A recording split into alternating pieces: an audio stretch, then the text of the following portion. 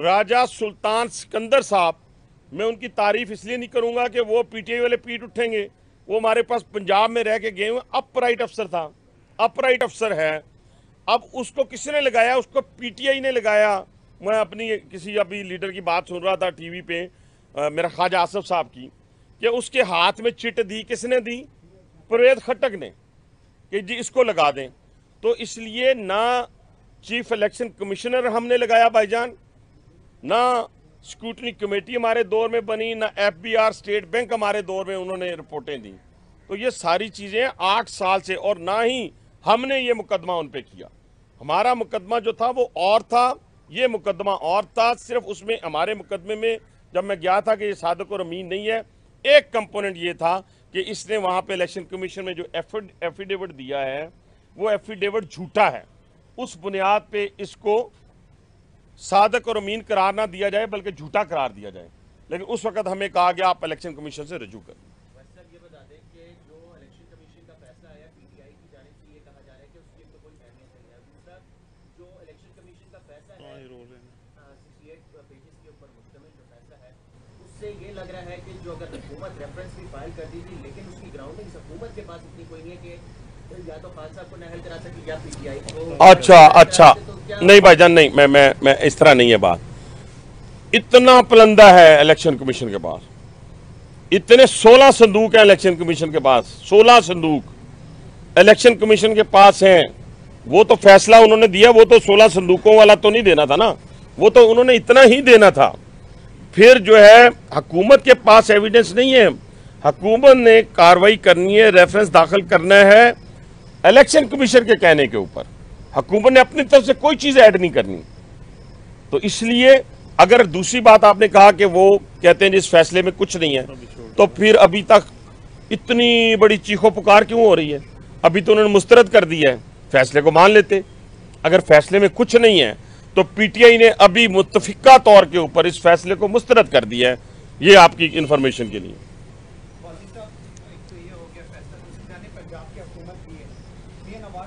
Panama के ऊपर जो पनामा का केस सुना के पनामा में नाअहल किया गया, मौजूदा वज़ीर आला पंजाब ने उनके खानदान के भी सुना चंद का नाम पनामा केस में था। तो क्या बतौर वफाकी हुकूमत आप लोग उनके खिलाफ भी जाएंगे? आला देखिए जी, वफाकी हुकूमत क्या करती है क्या नहीं करती, ये तो वो जवाब देंगे। सुबह से वफाकी वज़रा भी बैठे हुए हैं, कल भी आएंगे, रात को भी आएंगे, दिन को भी आएंगे, वो करते जाएँ। मेरी उन सारों से गुजारिश ये होगी कि प्रेस कॉन्फ्रेंस ठीक है, अच्छी बात है, करना, किसी को एक्सपोज करना ज़रूरी है।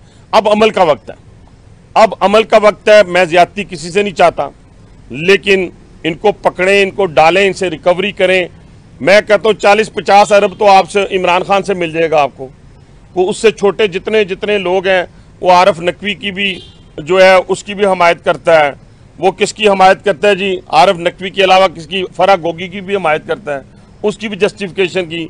चीनी चोरों की भी हमायत करता रहा, गंदम चोरों की भी हमायत करता रहा, अद्वियात स्कैंडल वालों की भी हमायत करता रहा। हमायत करना और बात है, जस्टिफाई करता रहा है, यानी जस्टिफाई करता रहा है। और आज अगर आप ये कहें कि जनाब अली के उनके खिलाफ कोई एविडेंस नहीं, तो राजा सुल्तान सिकंदर का और उनकी पूरे जो चीफ इलेक्शन कमीशन की टीम है, उन सब का ये मुश्तरका जो है वो फैसला है।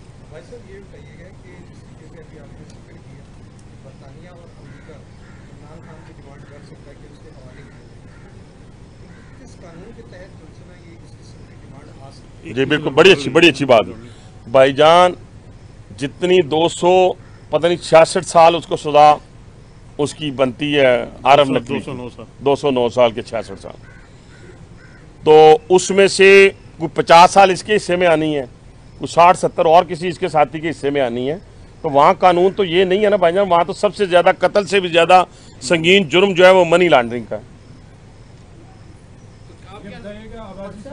अल्टीमेटली ये सारा मामला तो सुप्रीम कोर्ट में जाना है, और सुप्रीम कोर्ट के हालिया जो फैसले हैं उससे मुतल्लिक मुस्लिम लीग नून के रुकला ने बाइकआउट भी किया, उस पर तनकीद भी हुई बहुत ज़्यादा।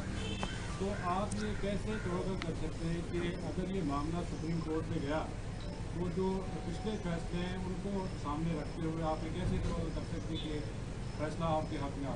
देखिए, पहली बात तो ये है कि फैसला अदालत देगी, होगा नहीं होगा उसको तो छोड़ ही दें।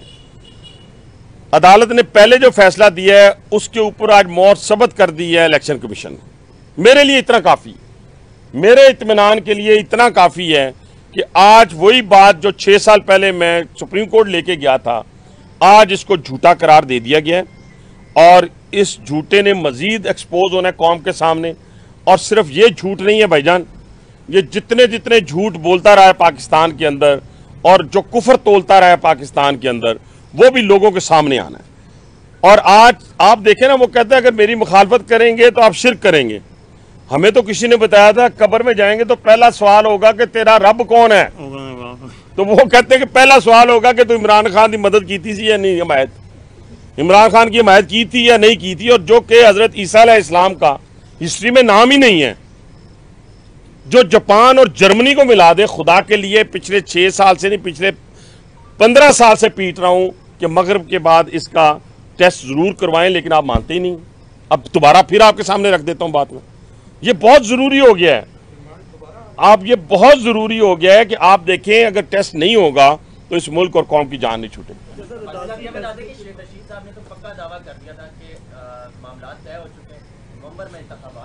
बड़ा अच्छा सवाल किया, बड़ा अच्छा सवाल किया। अच्छा भाईजान, इस शेख रशीद से बंदा पूछे और तुझे वहां जहां की तू पैदावार है वहां तो आजकल तुम्हें चपड़ासी नहीं मुंह लगाता, तो तुम्हें कैसे पता चला है कि मामला तय हो गए हैं? मुझे ये बताए, इससे पूछे जाके, इसको वहां चपड़ासी कोई मुंह नहीं लगाता जहां की ये पैदावार है। ये मैं बड़े वसूख के साथ, तस्दीक के साथ आपसे बात कर रहा हूं। और ये कहते ही मामला तय हो गए। मामला किस जगह किससे तय हुए हैं, तुम्हें कैसे पता चल गया? और ये अगर कोई पिछले 6 महीने की ये बात बता दे, इस तरह नहीं चलता। आप जिससे खाओ, वो क्या कहते हैं, मुंह खाए आंख शर्माए, कि जिसका आप खाते थे उसी को तुम दिखाते हो, आंखें दिखाते हो, और उनको कहते हो कि मैं इमरान खान के साथ खड़ा होऊंगा उसकी मुखालफत में। ये मुमकिन नहीं है शेख साहब। अब आटे भाव का आपको पता चलेगा इलेक्शन के अंदर, जब आप इलेक्शन लड़ेंगे। जी जी जी जी जी जी।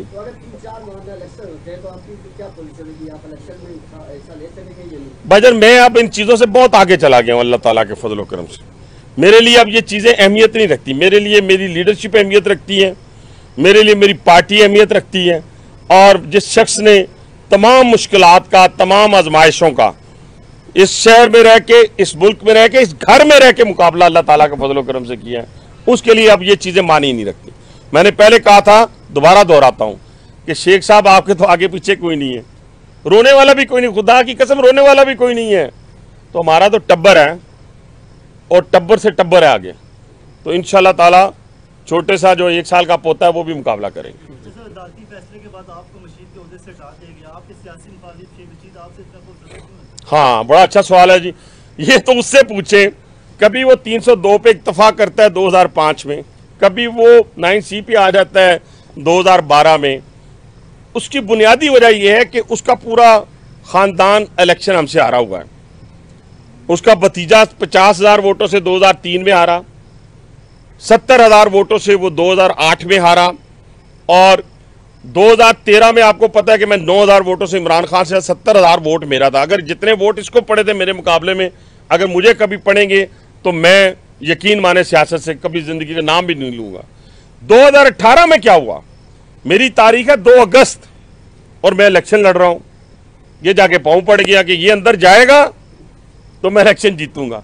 अगर 2025 जुलाई को मुझे पकड़ते और 2 अगस्त को मेरा फैसला आ जाता तो इतना रिएक्शन ही नहीं आना था, मैं तो हार जाता। लेकिन अगर मेरी हार थी तो तब, वरना ये जो इनके अंदर, जो अदारों के अंदर रिपोर्ट थी, 40 से 45,000 वोटों से ये आ रहा था शेख रशीद। तो कहने से मुराद ये है कि शेख साहब को तगड़े हों, सियासी तौर पे मुकाबला करें। ये बच्चों की तरह रोना पीटना, किसी की जेब में पुड़ी डाल देना, किसी से निकाल लेना, ये बातें छोड़ दें, मुकाबला सियासी तौर पे करें। इंशाअल्लाह ताला कामयाबी पाकिस्तान मुस्लिम लीग नून की होगी, मियाँ मोहम्मद नवाज शरीफ की होगी, और हमारी जितनी लीडरशिप यहाँ बैठी है इन सब की होगी। यकीनन आप केस करेंगे, हुकूमत रेफरेंस भी दायर करेगी। इस वक्त मुल्की हालात, खासतौर पे माशी हालात बड़े ख़राब हैं। आप खास तौर पे बड़े करीब समझे जाते हैं मियाँ शहबाज शरीफ के, ये बताएं हुकूमत ऐसा क्या करेगी कि डॉलर नीचे आएगा, महंगाई ख़त्म होगी, और दूसरा अब क्या रास्ता ओपन हो चुका है मियां नवाज शरीफ साहब की वापसी का? देखिए, मैं पहली बात तो ये कि मियां नवाज शरीफ साहब का ये अपना मुल्क है और अदालतों के अंदर जो फैसले पड़े हुए हैं वो फैसले भी होने हैं।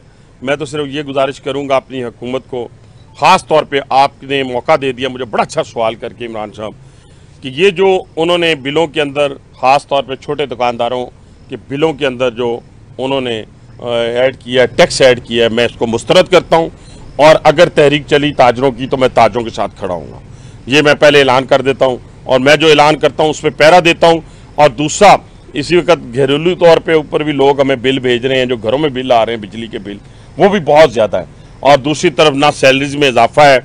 लेकिन मुझे वज़ीर आज़म पाकिस्तान शहबाज शरीफ साहब की जो सलाहियतें हैं और जो उनका माजी है, उसकी बुनियाद के ऊपर मुझे उम्मीद है, कभी इम्कान है कि आने वाले 6 महीनों के अंदर अंदर हम महंगाई पे भी काबू पाएंगे और इंशाअल्लाह ताला ये जितने इश्यूज हैं रिलेटेड इकोनॉमी के, उसको भी हम काबू करेंगे उस सलाहियत की बुनियाद के ऊपर जो वो डिलीवर कर चुके हैं।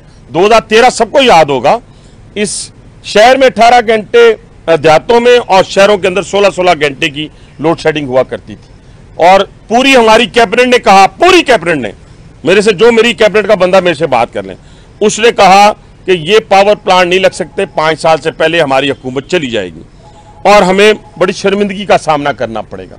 तो 22 महीनों में पावर प्लांट लगा के शहबाज शरीफ ने दुनिया को हैरान कर दिया। चाइना को हैरान किया, जर्मनी को हैरान किया, अमेरिका को हैरान किया, तुर्की को हैरान किया।